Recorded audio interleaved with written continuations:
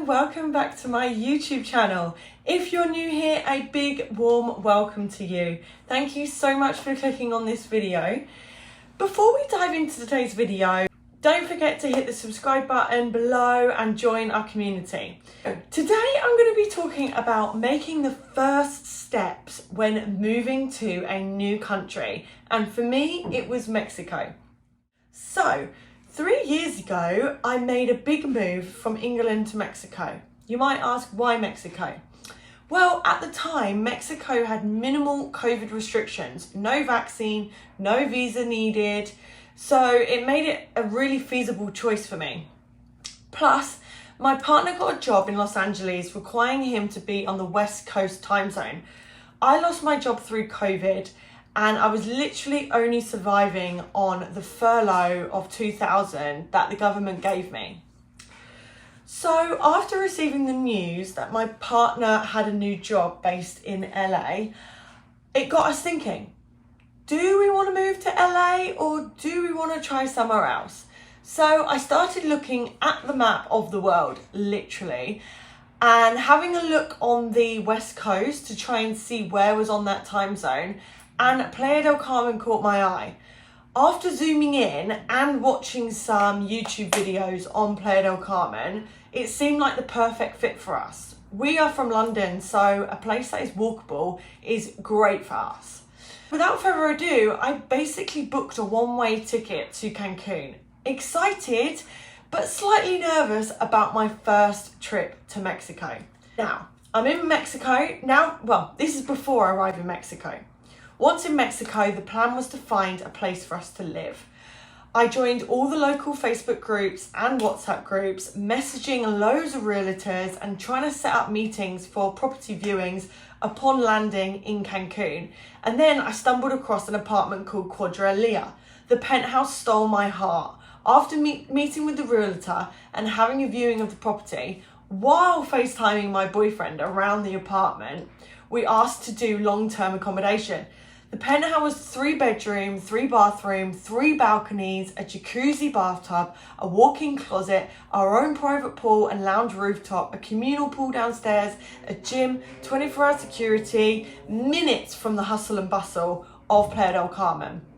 We decided to secure the penthouse by paying the first month's rent and then the deposit. We really trusted our realtor and had a really smooth process. We made sure we got everything in writing for peace of mind. This penthouse was priced at $3,200 USD a month. So now I'm in Mexico and I have secured our apartment, but prior to this, I was looking at a few other apartments, but some of them were dated with Mexican style interior, not much natural light, and I really wanted floor to ceiling windows. I really wanted to make sure that they had big windows and it let a lot of light in. I want to see the blue sky every morning, you know what I mean?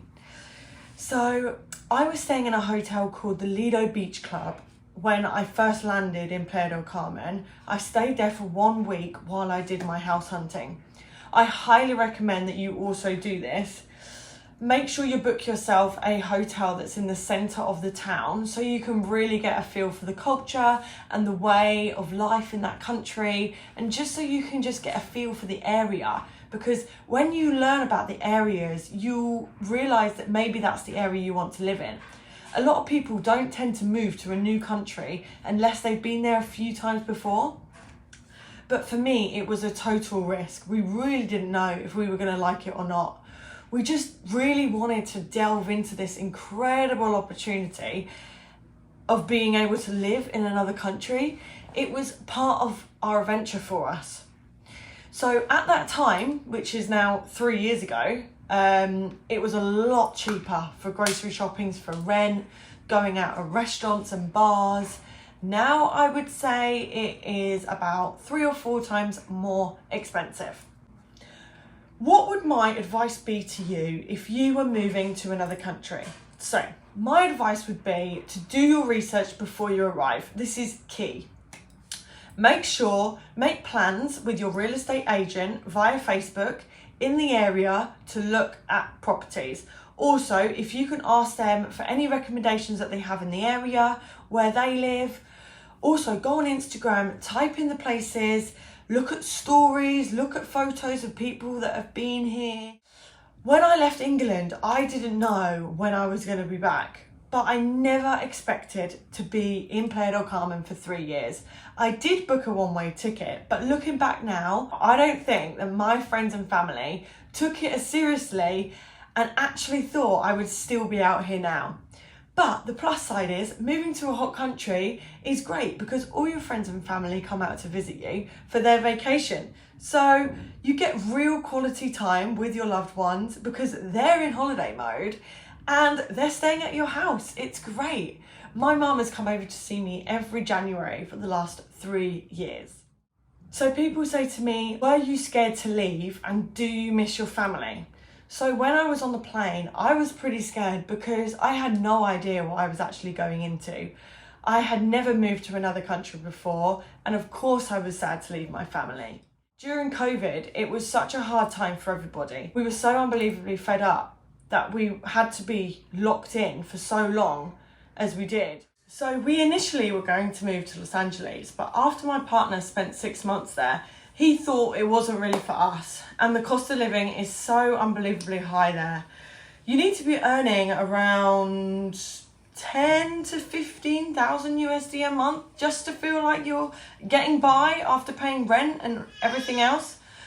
So me and my partner Stephen have always loved the beach, so being close to the beach was an absolute bonus for us. The reason we love Playa del Carmen so much is because everything is on our doorstep. The Paradise Caribbean Sea, the beach clubs, the beach bars, Fifth Avenue with all the different types of cuisine, the bars and restaurants, the weather. I've been dreaming of moving somewhere where it's sunny every single day, and boy is it sunny here. It gets up to 30 degrees like all year round.